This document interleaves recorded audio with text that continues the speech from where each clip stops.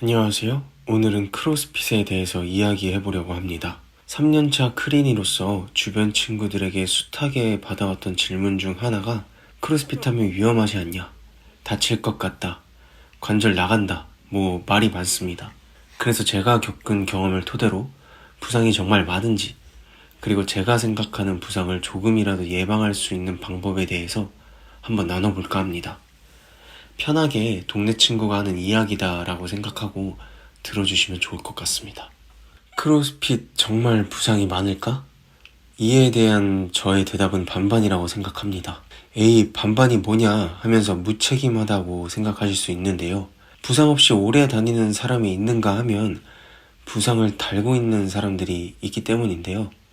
제가 생각했을 때 다치는 사람들의 공통된 특징이 보통 비슷합니다. 크로스핏은 그룹 수업을 진행합니다.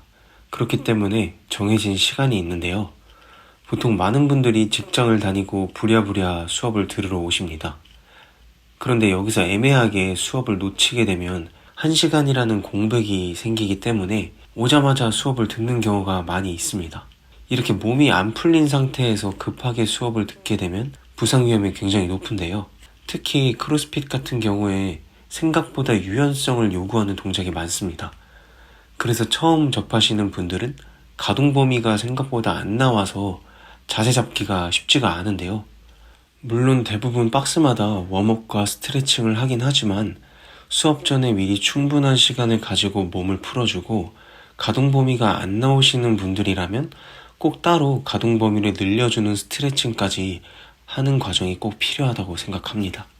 우리의 몸이 엿이라고 생각한다면 엿이 딱딱하면 쉽게 부러지지만 엿이 물렁물렁한 상태라면 충격을 받아도 쉽게 부러지지 않는 것과 같은 거죠. 크로스핏에서는 정해진 프로그램과 정해진 무게가 있습니다. 그날 프로그램을 수행하는 무게가 정해져 있지만 각자의 수행 능력에 따라 무게를 낮출 수 있는데요. 그렇기 때문에 오히려 완전 처음 시작하시는 분들이 부상이 적습니다. 왜냐하면 처음 하는 동작이고 근력도 아직 없다고 생각하시기 때문에 부상 위험이 없는 무게로 애초에 진행을 하기 때문인데요. 그런데 문제는 크로스핏이 이제 좀 익숙해졌다 하는 정도일 때 부상을 당하게 되더라고요. 아무래도 욕심이 생기는 거죠. 동작도 어느 정도 알고 슬슬 무게 욕심도 생기는, 사실 재미있어서 욕심이 생기기도 하는 건데 이런 시점에 무게가 올라가면서 다치게 되는 거죠.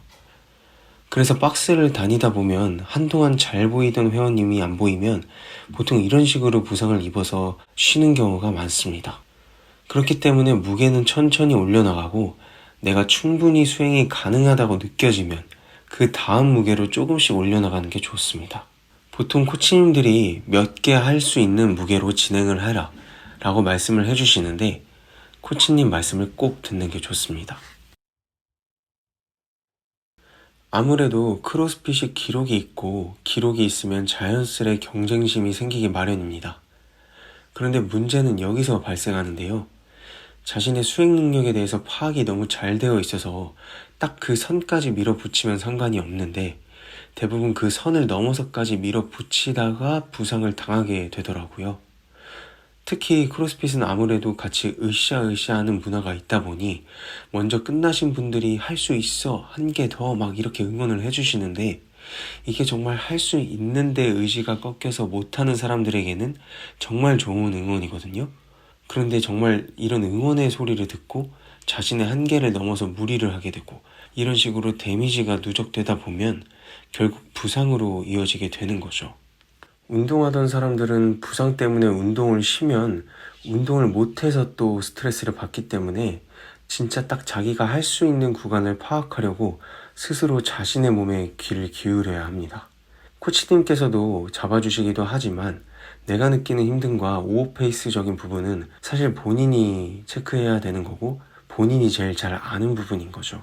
아니, 그래서 크로스핏 위험한 운동이냐? 스트레칭 잘하고 무게 조절 잘하고 오버페이스 안 하고 이렇게 운동하면 안 다치고 잘할 수 있다. 그리고 이 세 가지는 사실 모든 운동에 적용이 된다 라고 말씀드릴 수 있을 것 같습니다.